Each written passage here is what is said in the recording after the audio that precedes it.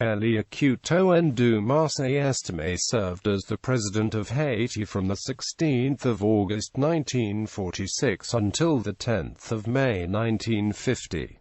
He was the first black head of state since the U.S. occupation of Haiti ended in 1934. Early life. Estimé was born to a poor family in the small city of Varetz. A well-to-do uncle, President Estimé, brought him to Port-au-Prince, Haiti's capital, and financed his education at law school. He graduated and briefly practiced law before becoming a teacher. After the government of Louis Bourneau expelled him for sedition, Estimé joined Haiti's nationalist movement in 1930 and became an outspoken opponent of the United States occupation of Haiti. Estimé developed a reputation as a skillful and competent civil servant, becoming one of the few black members of the Haiti's lower chamber of parliament, marrying into and allying with elements of Haiti's mulatto elite. He rose through the ranks of the government of Stanio Vincent and eventually became Minister of Education. An unsuccessful bid for the Haitian presidency in 1941 did not temper his political ambitions. Unlike other prominent political leaders, he was not part of the opposition that eventually sparked a successful uprising against the government of Elie Lescott. A 7-month period of political wrangling under an interim military-led government drew to a close with the election of Estimé in August 1946.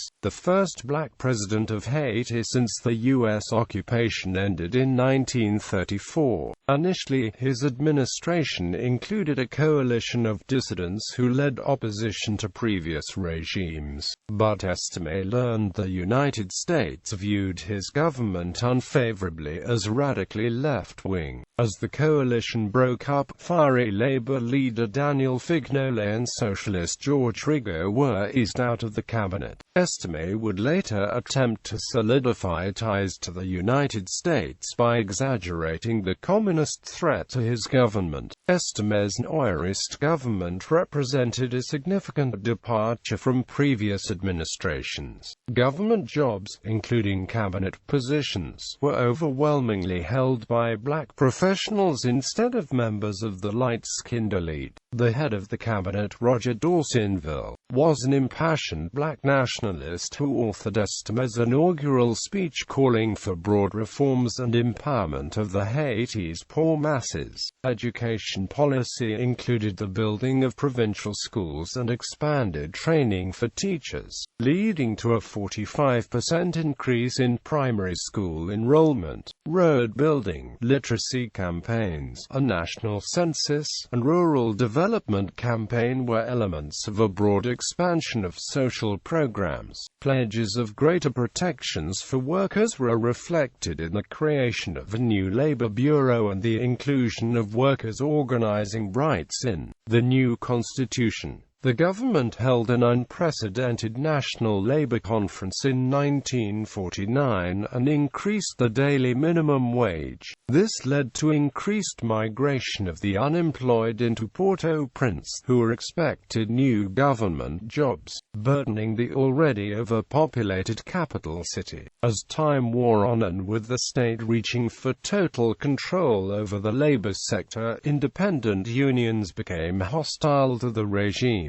Economic policy. Despite his set of programs, Estimé was largely unable to deliver on his promises of economic liberation. His government was hampered by the previous administration's 1941 accord with the United States, which imposed strict tax controls and allowed for interference in the national budget.